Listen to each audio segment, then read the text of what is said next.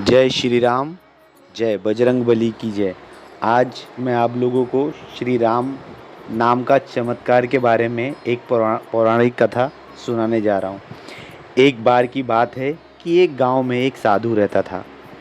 सारा दिन राम नाम जपता रहता था और ढोलकी बजाकर कीर्तन करता रहता।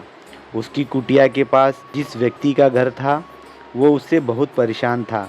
एक दिन वह व्यक्ति गुस्से में उस साधु की कुटिया में पहुंचा और कहने लगा कि तुम क्या दिन रात राम राम रटते हो? तुम्हें तो कोई काम धंधा है ही नहीं। हमें तो कमाने जाना पड़ता है। तुम्हारी ढोलकी की आवाज़ से मेरी रातों की नींद हराम हो गई है। साधु कहने लगा, तुम भी मेरे साथ राम राम जप के देखो, तब तुम्हें पता चलेगा कि कितना आनंद आता है। उस व्यक्ति ने थोड़ा खींच कर कहा कि अगर मैं तुम्हारे साथ राम राम जपता हूँ तो क्या तुम्हारा राम मुझे खाने के लिए रोटी देगा? साधु कहने लगा कि मुझे तो राम नाम की लगन लगी है। मुझे तो राम जी की कृपा से हर रोज़ भोजन मिल जाता है। तुम भी राम राम जप के देखो।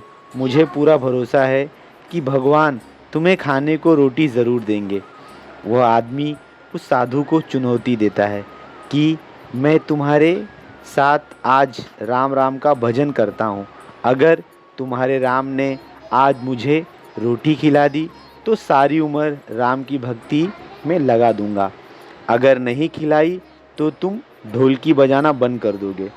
साधु कहता है कि मैं तो निष्काम भाव से प्रभु राम की भक्ति की है, लेकिन फिर भी मुझे तुम्हारी चुनौती मंजूर है। वह व्यक्ति साधु के साथ बैठकर थोड़ी देर राम राम का जाप करता है और मन में निश्चय करता है कि चाहे कुछ हो जाए मैं आज भोजन नहीं करूँगा।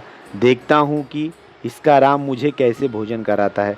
राम राम का भजन करने के बाद वो व्यक्ति सोचता है कि अगर मैं घर गया तो घर पर मेरी माँ और पत्नी मुझे खाने को कहेंगे और मुझे रोटी खानी पड़ सकती है। मुझे साधु को चुनौती में हराना है।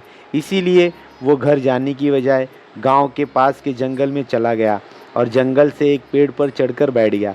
वो सोचता है कि सारा दिन इस पेड़ से उतरूंगा ही नहीं, अन्न का दान भी नहीं खाऊंगा। इस तरह मैं साधु को हरा दूंगा और उसका ढोलकी बजाना बंद हो जाएगा। कुछ देर बाद उस जंगल में एक बंजारों की टोली गुजरती है। उन्हें भूख लगी होती है तो बंजारों का सरदार कहता है कि आग जलाकर यहीं खाना बना लो।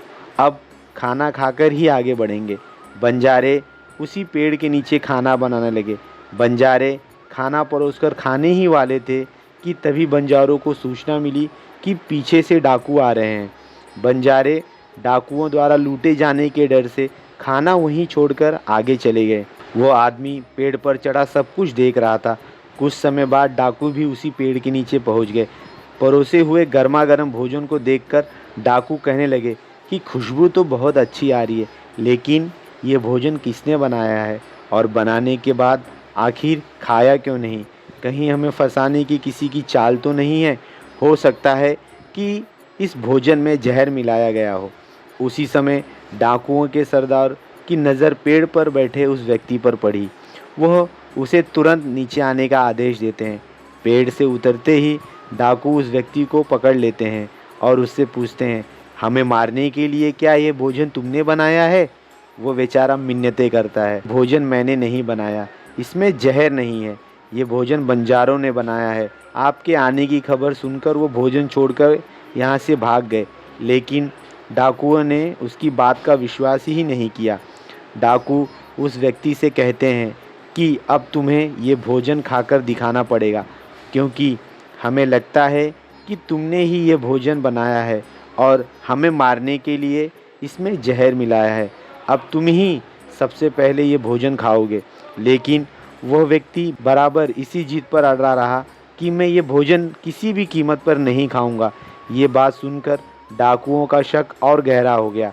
वे बंदूक की नोक पर उस व्यक्ति के सीने पर रखकर कहते हैं, तुम्हें ये भोजन खाना ही पड़ेगा, नहीं तो गोली खानी पड़ेगी।